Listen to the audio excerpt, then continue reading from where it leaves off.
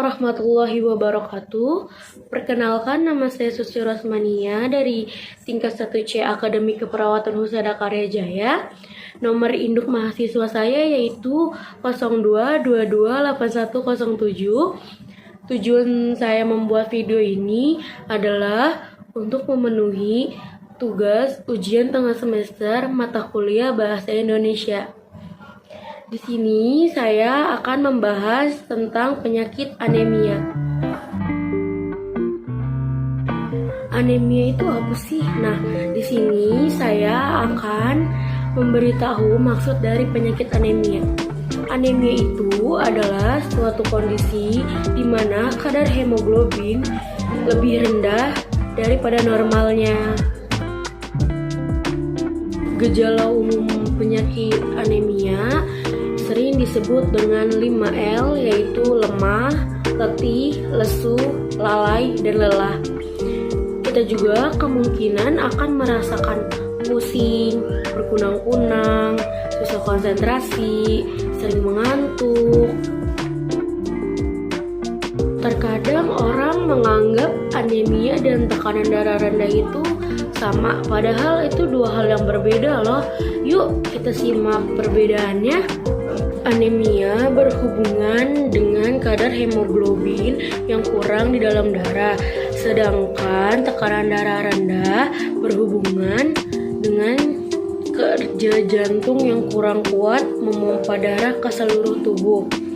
Perbedaan lainnya, kalau anemia diketahui melalui pemeriksaan darah, sedangkan tekanan darah rendah diketahui melalui pemeriksaan menggunakan alat ukur yang dipasang di lengan atau sering kita sebut dengan tensi.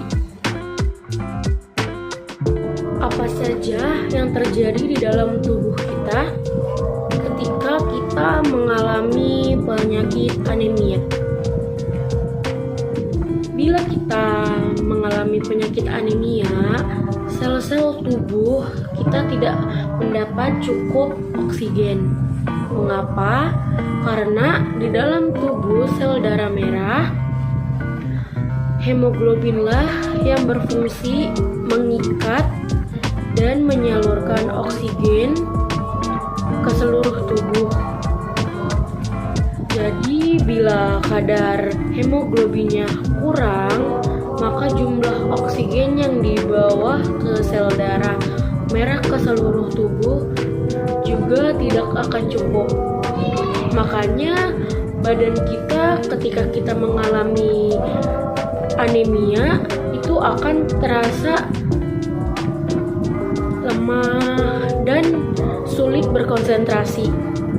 Sebaliknya, bila kita tidak mengalami anemia, sel tubuh kita akan mendapat cukup oksigen karena sel darah di dalam tubuh kita itu mengandung hemoglobin yang sangat cukup. Mengapa kita harus peduli tentang penyakit anemia? Pertama, karena anemia mengakibatkan banyak hal, seperti menurunnya kemampuan belajar, terganggunya kegiatan sehari-hari karena badan terasa lemah dan lemas, daya tahan tubuh kita menurun, dan setelah menikah kita akan mengalami, jika kita mempunyai anemia, kita akan mengalami hal saat hamil dan melahirkan. Selain itu, 1 dari 4 remaja putri di Indonesia ternyata banyak yang mengalami penyakit anemia.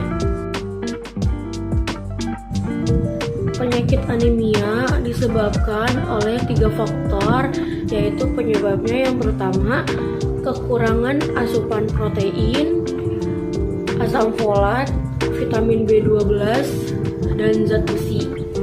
Yang kedua yaitu pendarahan, misalnya pada saat kita menstruasi bagi yang perempuan. Yang ketiga yaitu faktor genetik atau faktor keturunan, misalnya penyakit talasemia di Indonesia dan di negara lainnya.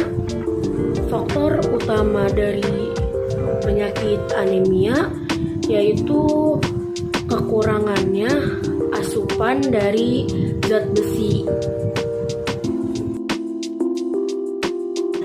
Mengapa remaja putri lebih beresiko tinggi mengalami anemia?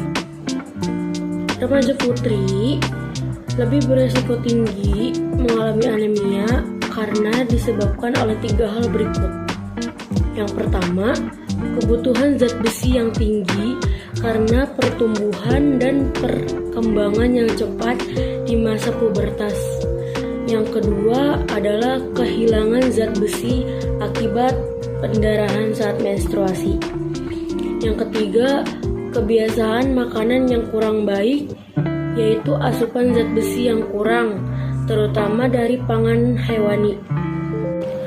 Kalian tahu tidak, saat kita sudah merasakan gejala anemia, itu artinya anemia yang kita alami sudah parah.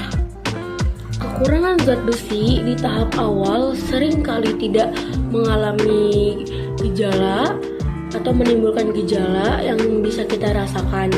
Padahal fungsi tubuh sudah terganggu, jadi jangan tunggu sampai muncul gejala yang lain ya. Bagaimana sih cara pencegahan penyakit anemia? Yuk kita simak.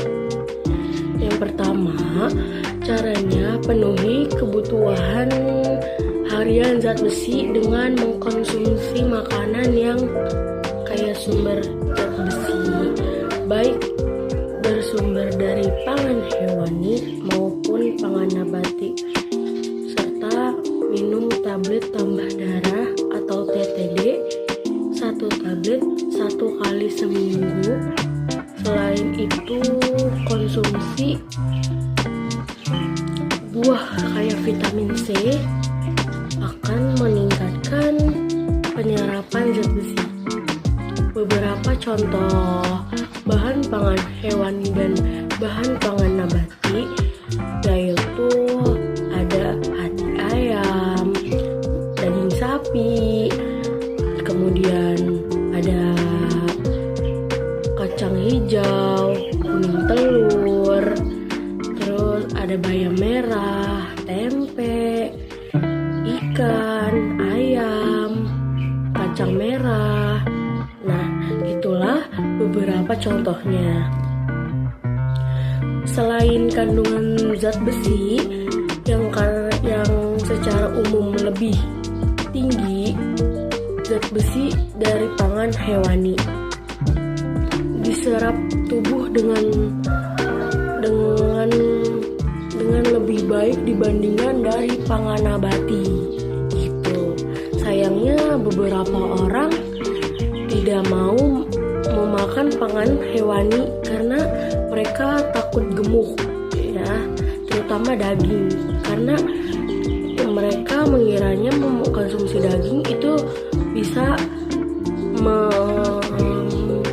menggemukkan badan kita. Padahal itu tidak loh, kalau kita tidak mengkonsumsinya dengan berlebihan. Nah, setelah itu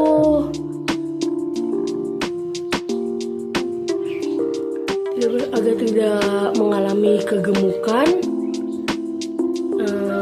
agar tubuh kita tidak mengalami kegemukan, jagalah asupan kalori harian kita agar tidak berlebihan dan lakukan aktivitas fisik untuk membakar kalori. Nah, selain mengkonsumsi makanan yang kaya akan zat besi, konsumsi TTD juga sangat membantu untuk memenuhi kebutuhan zat besi harian. Bagaimana cara minum tablet tambah darah? Tablet tambah darah diminum 1 tablet 1 kali seminggu di hari yang sama. Tablet tambah darah diminum setelah makan dengan air jeruk atau air putih biasa. Jangan minum tablet tambah darah dengan teh, susu, dan kopi karena dapat mengurangi penyerapan zat besi yang ada di tablet tambah darah tersebut. Setelah minum tablet tambah darah, makanlah buah yang mengandung vitamin C untuk meningkatkan penyerapan zat besi. Itulah beberapa cara pencegahannya yang bisa kita lakukan.